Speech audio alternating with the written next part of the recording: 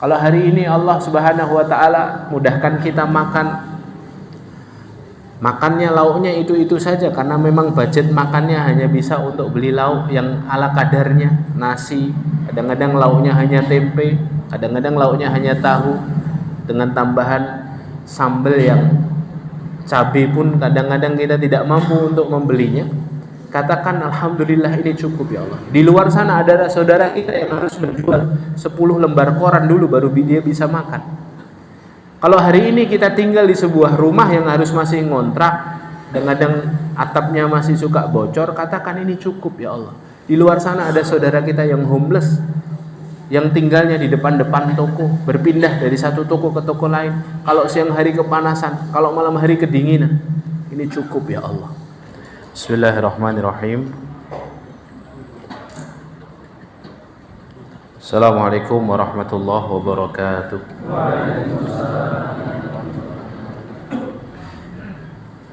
Innal hamdalillah wassalatu wassalamu ala Rasulillah wa ala alihi wa ashabihi wa man wala. Asyhadu an la ilaha illallah wahdahu la syarika lah. Asyhadu anna Muhammadan abduhu wa rasuluhu la nabiyya wa la rasula ba'dah. Allahumma shalli wa sallim ala sayyidina Muhammadin wa ala alihi wa ashabihi wa man tabi'ahum bi ihsanin ila yaumiddin. Allahumma la sahla illa ma ja'altahu sahla wa anta in syi'ta taj'alul hazana sahla. Rabbi shrah li sadri wa yassir li amri wahlul 'uqdatam min lisani yafqahu qawli. Allahumma la taj'al musibatana fi dinina wa la taj'alid dunya akbara hammina wa la mablagha ilmina. Allahumma 'allimna ma yanfa'una wanfa'na bima 'allamtana wazidna ilma wajannibna ma yadurruna fi dinina wa dunyana ya arhamar rahimin ya hayyu ya qayyum bi rahmatika nastaghith aslih lana syu'unana kullaha wa la takilna ila anfusina tarfata 'ainin. Allahumma anta rabbi la ilaha illa anta khalaqtani wa ana 'abduka wa ana 'ala ahdika wa wa'dika mastata'tu. A'udzu bika min syarri ma sana'tu, abu'u laka bi ni'matika alayya wa abu'u bi dhanbi faghfirli fa innahu la yaghfiru dzunuba illa ant. Wa ba'du, ma'asyiral hadirin, Bapak Ibu, saudara-saudari, sholihin, sholihat, ikhwan akhwat yang dimuliakan Allah taala. Alhamdulillahirabbil alamin, bersyukur kepada Allah Subhanahu wa taala atas nikmat dan karunia yang Allah sempurnakan untuk kita. Di antara nikmat Allah Subhanahu wa taala adalah Allah mudahkan, Allah ringankan, Allah lembutkan hati kita untuk dapat hadir di majelis ilmu yang kita istiqomahi di masjid kita tercinta ini. Semoga setiap langkah yang kita usahakan menuju tempat ini, setiap tapaknya bernilai pahala di sisi Allah Subhanahu wa taala, menghapuskan dosa-dosa dan memudahkan jalan kita menuju surga.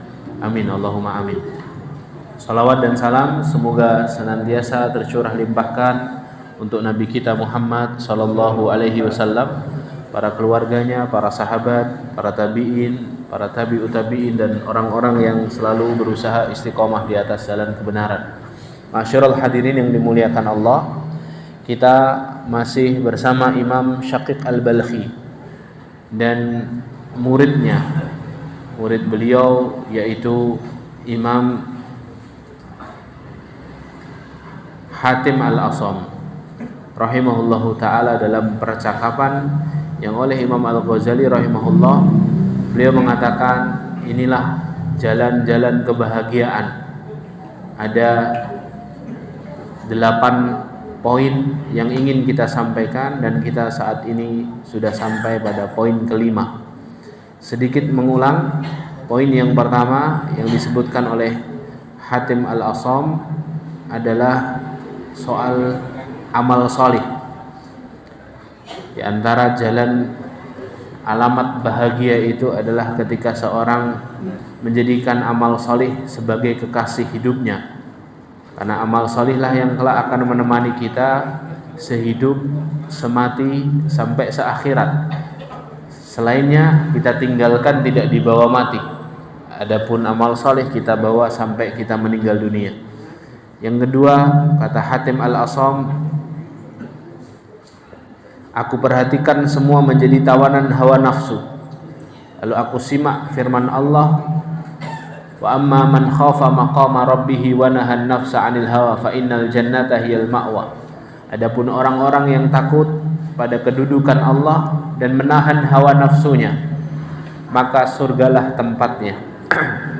Aku yakin bahwa Al-Quran itu benar, maka aku lawan hawa nafsuku yang memerintahkan kepada keburukan, dan aku kerahkan segala upaya agar hawa nafsuku tunduk mematuhi kebenaran. Kemudian gurunya Syaqiq Al-Balkhi berkata, "Shadaqta ya Hatim, kau benar wahai Hatim, semoga Allah memberkahimu." Jadi kunci jalan kebahagiaan yang kedua adalah meredam hawa nafsu. Lalu yang ketiga adalah berbagi. Berbagi atau bersedekah itu kunci kebahagiaan. Karena sejatinya berbagi atau bersedekah itu menggandakan kebahagiaan dan mengalirkan kebaikan, yang mana kebaikan itu nanti akan kembali kepada kita. Dan itu adalah ibadah yang menguntungkan, karena berbagi itu secara rasional dan secara syariat dua-duanya baik.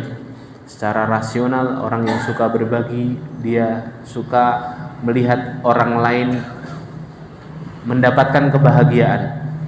Secara syariat, kita juga mendapati dalil-dalil tentang keutamaan orang yang suka berbagi atau bersedekah. Allah lipat gandakan pahalanya sampai 700 kali lipat, bahkan lebih banyak daripada itu. Jadi kalau mau bahagia harus punya agenda hidup berbagi. Berbagi tidak harus melulu dengan harta, berbagi dengan semua potensi nikmat yang Allah berikan.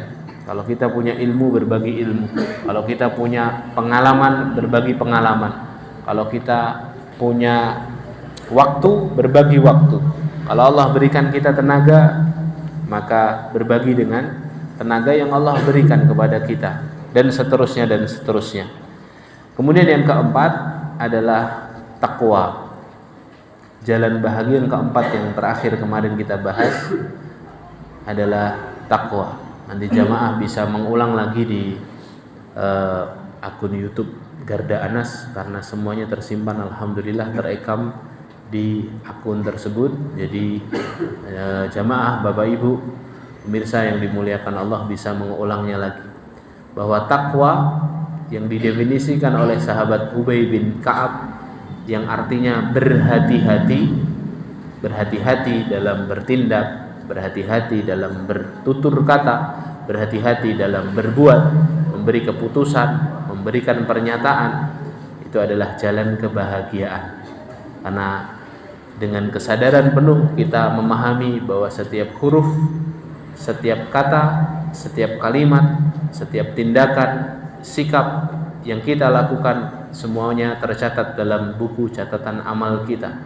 Maka kalau kita ingin bahagia dunia sampai akhirat, kuncinya adalah takwa, yang secara sederhana diartikan oleh sahabat mulia Ubay bin Ka'ab dengan satu kalimat, berhati-hati. Kemudian yang kelima, pada kesempatan kali ini kita akan melanjutkannya, yaitu kata Hatim Al-Asam rahimahullahu ta'ala kepada gurunya, "Wahai guru, aku menyaksikan semua makhluk. Aku lihat di antara mereka yang membenci dan dengki pada yang lainnya, disebabkan oleh cintanya pada harta dan kedudukan. Mereka saling membenci, makhluk satu dengan makhluk yang lain, manusia satu, manusia yang lainnya, saling bermusuhan, saling membenci, saling mendengki, karena disebabkan cintanya pada harta dan kedudukan. Lalu aku memperhatikan firman Allah yang berbunyi." Kemudian beliau membaca surah Zukhruf ayat ke-32. A'udzu billahi minasyaitonir rajim. Nahnu qasamna bainahum ma'isyatahum fil hayatid dunya. Kamilah yang membagi di antara hamba-hamba dan di antara manusia ma'isyatahum fil hayatid dunya, kehidupan atau penghidupan mereka dalam kehidupan dunia. Aku yang membagi-bagi penghidupan mereka dalam kehidupan dunia, kata Allah. Semenjak aku membaca ayat ini, aku tahu bahwa pembagian tersebut telah ditetapkan oleh Allah sejak awal, tanpa ada seorang pun yang bisa memilih. Jadi kita ini ditakdirkan kaya atau ditakdirkan cukup, itu semuanya atas pembagian Allah. Dalam surah An-Najm disebutkan wa annahu huwa aghna wa aqna, dan dialah Allah yang menjadikan seseorang kaya dan menjadikan seseorang cukup dengan rezeki yang dibagikan. Ya. Jadi sejatinya tidak ada istilah kurang di dalam Al-Qur'an. Kata fuqara dan masakin, fakir dan miskin dalam Al-Qur'an itu seringkali disebutkan dalam urusan bab fikih zakat. Dalam rangka apa? Memotivasi orang-orang kaya agar mengeluarkan zakatnya. Tapi kalau dalam urusan pembagian rezeki, Allah tidak menyebut orang lawan katanya kaya itu miskin, bukan. Tapi Allah katakan wa annahu huwa aghna wa aqna. Dialah Allah yang mengkayakan seseorang dan mencukupkan seseorang. Berarti tidak ada orang yang kurang, karena sejatinya semuanya cukup. Aku tahu bahwa pembagian tersebut telah ditetapkan sejak awal tanpa ada seorang pun yang bisa memilih. Maka dari itu aku tak mau iri pada siapapun. Aku rela terhadap pembagian dari Allah dan aku hidup damai dengan semua penduduk dunia. Maka Syaqiq Al-Balkhi mengatakan, shadaqta ya Hatim, kau benar wahai Hatim. Jadi kunci bahagia berikutnya adalah merasa cukup atas pembagian rezeki dari Allah, atau istilahnya adalah bersikap qanaah. Ya. Jadi kalau mau hidup tenang, bahagia, sukses dunia akhirat, miliki sikap ini, sikap qanaah, merasa cukup atas pembagian Allah. Apa yang Allah berikan, Allah bagikan dari kehidupan kita, kendaraan, tempat tinggal, pakaian, kemudian pekerjaan, katakan alhamdulillah, segala puji bagi Allah, ini cukup ya Allah, ini cukup. Dan memang sikap qanaah ini perlu dilatih dan perlu dibiasakan. Cara pembiasaannya Rasulullah SAW sebutkan. Ada 2 tips dari para ulama bagaimana cara melatih sikap qanaah ini. Tip yang pertama adalah kalau kita mau punya sikap qanaah dalam diri kita ini, merasa cukup atas rezeki dan pembagian Allah, cara yang pertama adalah apa yang disampaikan Nabi SAW. Rasulullah SAW bersabda, unzuru ila man huwa asfala minkum wala tanduru ila man huwa fawqakum. Lihatlah siapa yang ada di bawahmu, jangan lihat siapa yang ada di atasmu. Ini seni kehidupan tadi. Ya, seni kehidupan itu kan seni melihat. Hidup itu kan soal melihat.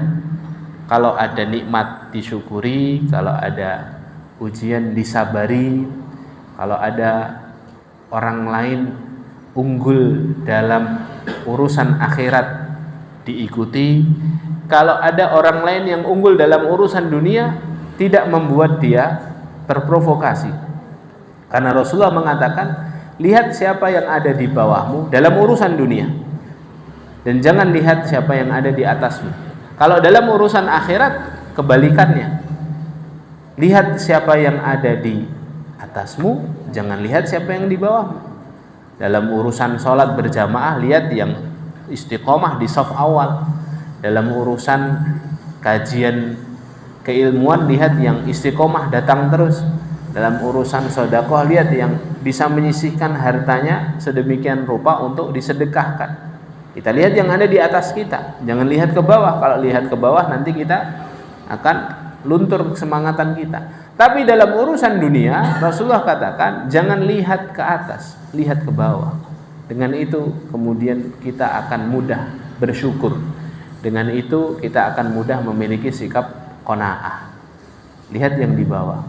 Kalau hari ini Allah mudahkan kita memiliki kendaraan yang walaupun kendaraan kita tidak bisa ngebut, paling banter 60 km per jam, itu pun sering masuk bengkel karena satu spare part rusak, diganti satunya lagi rusak, katakan alhamdulillah, ini cukup ya Allah.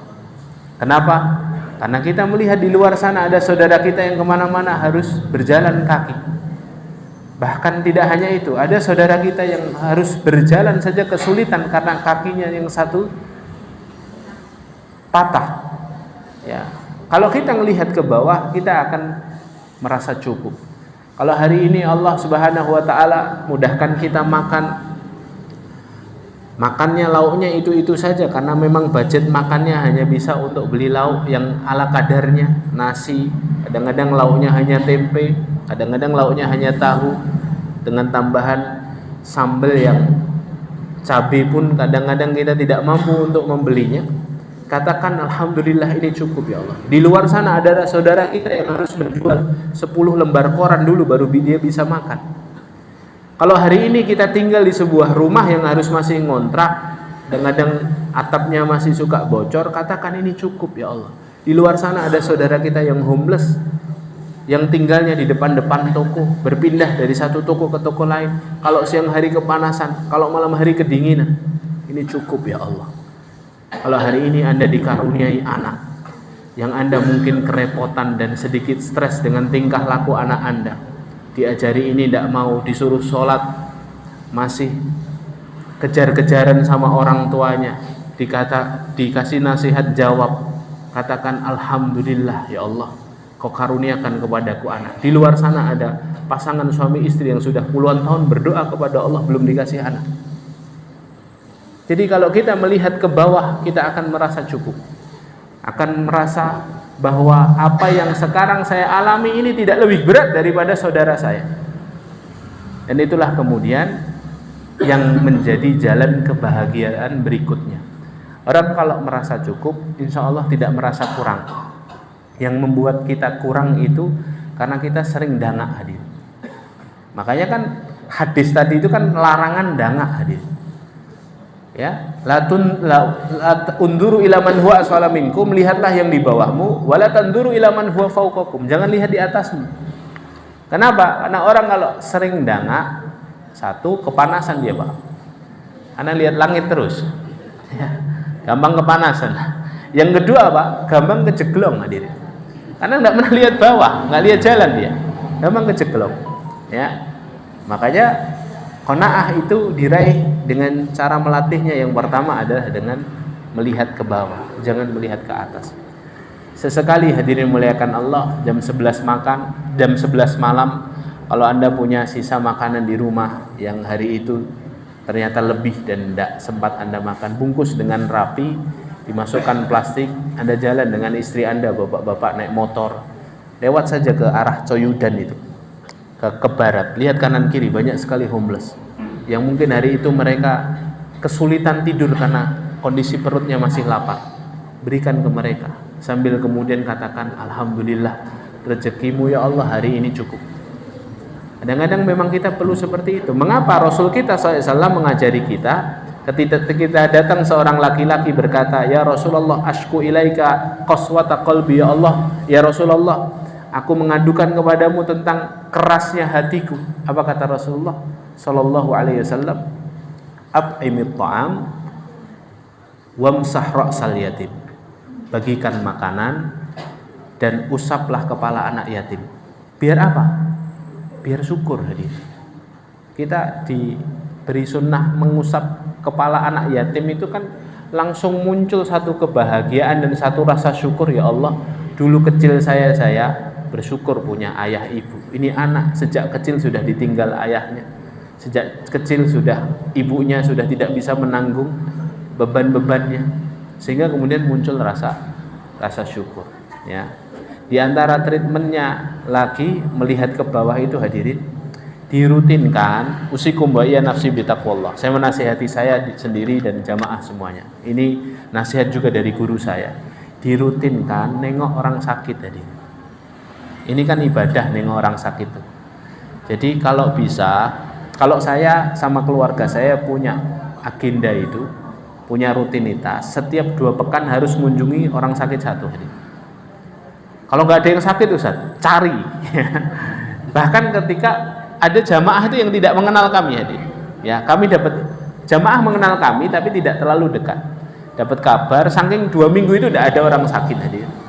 Sampai akhirnya kami datang ke rumah sakit itu, beliau bingung hadir. Wah, Ustaz datang dapat kabar dari mana begitu? Ya, padahal kamarnya yang satu kamar untuk 3 orang itu hadir. Jadi beliau bingung ngerapiin tempatnya, padahal kami hanya ingin nengok. Sebenarnya kebutuhan kami bukan kebutuhan beliau.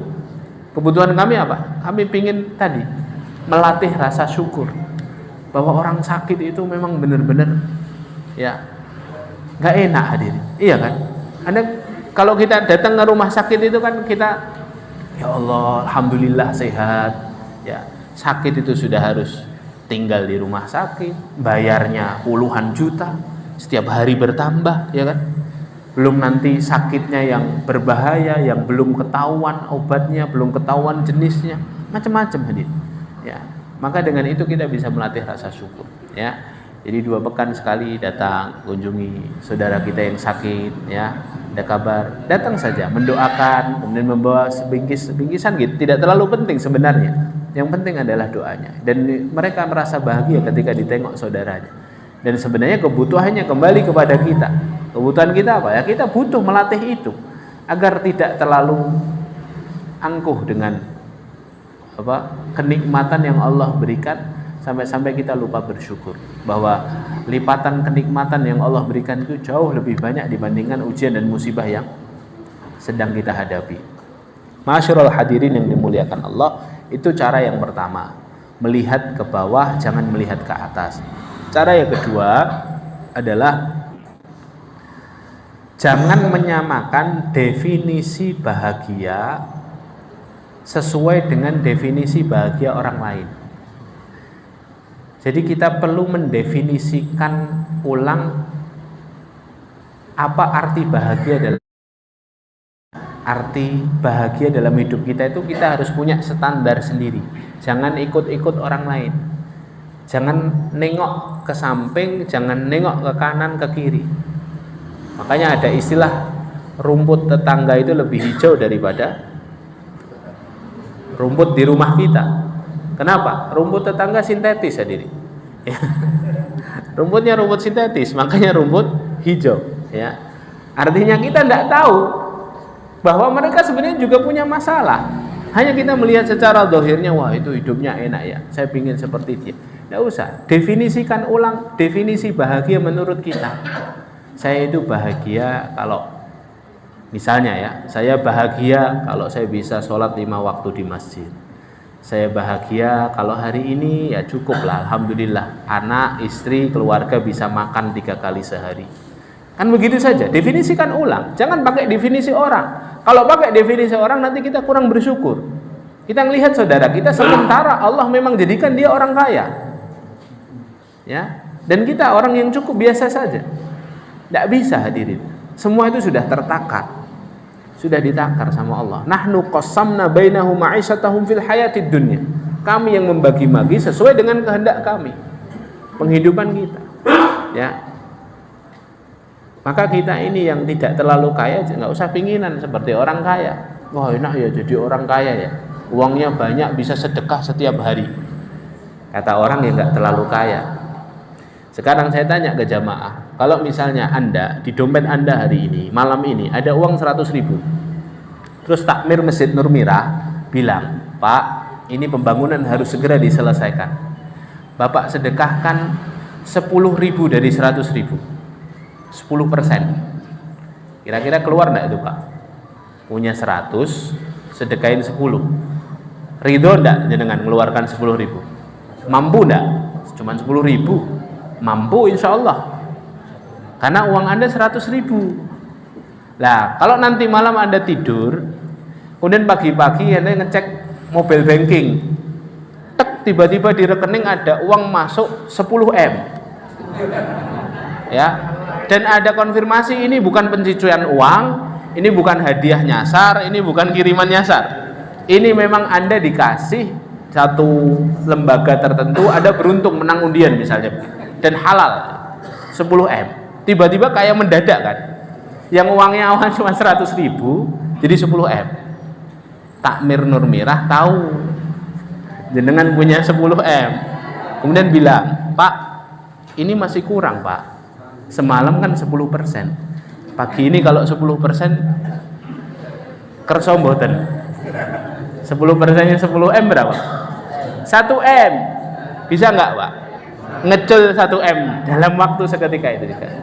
Mikir-mikir. Kenapa kok mikir-mikir? Karena memang nggak bakat jadi orang kaya Pak kita ini.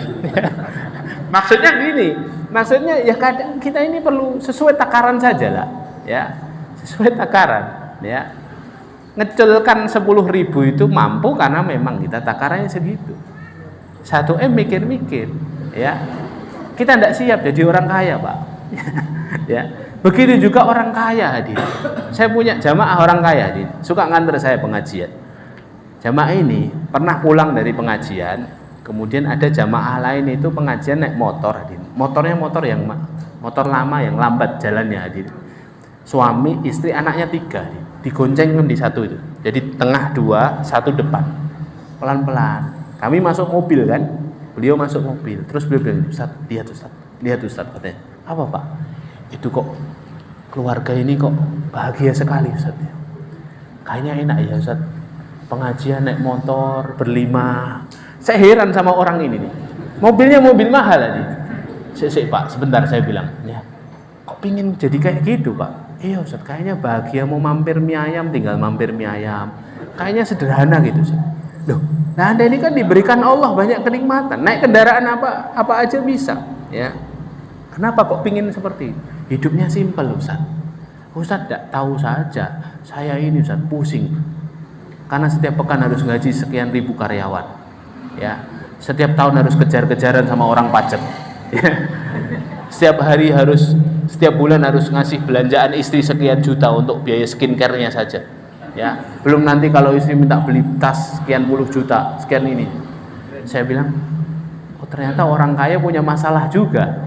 Ya, terus saya batin begini, kalau orang ini nanti malam tidur, pagi-pagi tiba-tiba rumahnya berubah jadi rumah yang sederhana, kontrakan yang sering bocor lampunya, token listriknya bunyi. Orang kaya kan tidak pernah dengar suara token listrik tadi. Ya, apa dia mampu? Tidak mampu hadirin, tidak mampu, ya. Makanya kadang Allah itu letakkan seseorang sesuai dengan takarannya. Makanya ada satu hadis hadirin. Hadis ini diperselisihkan kesahihan sanadnya, tapi dicantumkan oleh Ibnu Rajab dalam kitabnya Jami'ul Ulum wal Hikam. Rasulullah SAW bersabda menceritakan percakapan Allah dengan para malaikat. Allah itu bilang kepada malaikat, wahai malaikatku, untuk hambaku yang satu ini, jangan jadikan dia kaya, kasih dia miskin saja, jangan kasih kaya.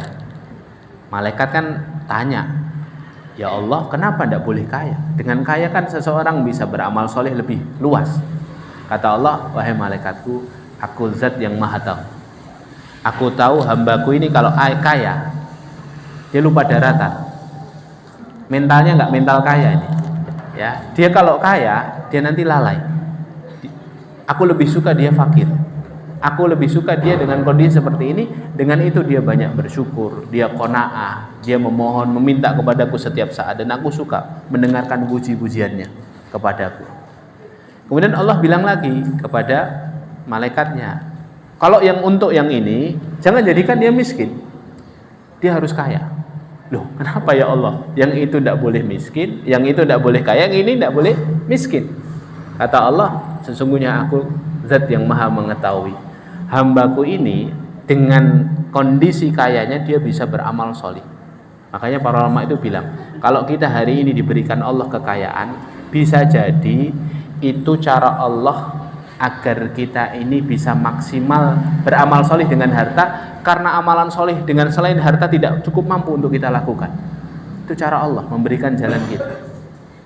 Nanti kalau dia miskin, kata Allah, dia nanti akan berpaling dari, biarkan dia kaya. Makanya kan ada istilah kaya 7 turunan kan Pak. Ada orang itu kaya 7 turunan. Lahir cengar itu tiba-tiba sudah punya mobil, sudah punya rekening, sudah punya